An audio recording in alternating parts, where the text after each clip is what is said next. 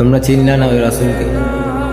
হে নারীগণ, তোমরা ভুলে গেছো ওই রসুলকে, যে রসুল তোমাদের মান বৃদ্ধি করে দিয়েছে এই পৃথিবীতে।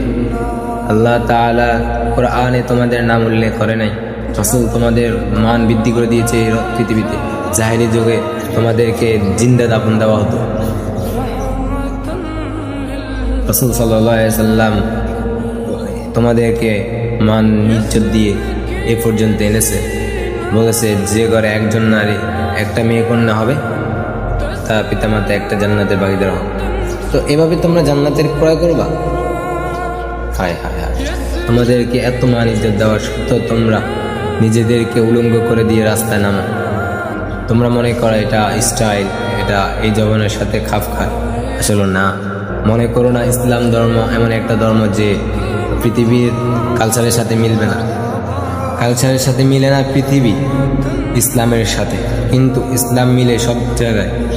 ধর্ম আমাদের এমন একটা ধর্ম যেটা সব জায়গায় মিলে।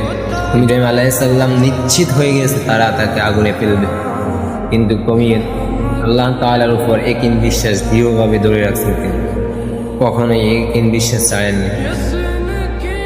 তুমি আমি বলি এটা তো এখন যুগে চলে না, ইসলামের হুকুম তো এখন চলে না। তুমি একবার আল্লাহ তাআলার প্রতি দৃঢ় বিশ্বাসের সাথে আসো, দেখো চলে কি না। যখন তোমার অন্তরে আল্লাহ তাআলার ভালোবাসা ভয় চলে আসবে, তখন তুমি বলবা না, এই পৃথিবী কিছুই না। আমার হায়াতুদ দুনিয়া ইল্লা মাতাউল গুরুর, এ দুনিয়া ধোঁকা, এ দুনিয়া ধোঁকা, এ দুনিয়া ধোঁকা। আল্লাহ তাআলা পৃথিবী সৃষ্টি করেছে, আল্লাহ তাআলা বলতেছে এই পৃথিবী ধোঁকা।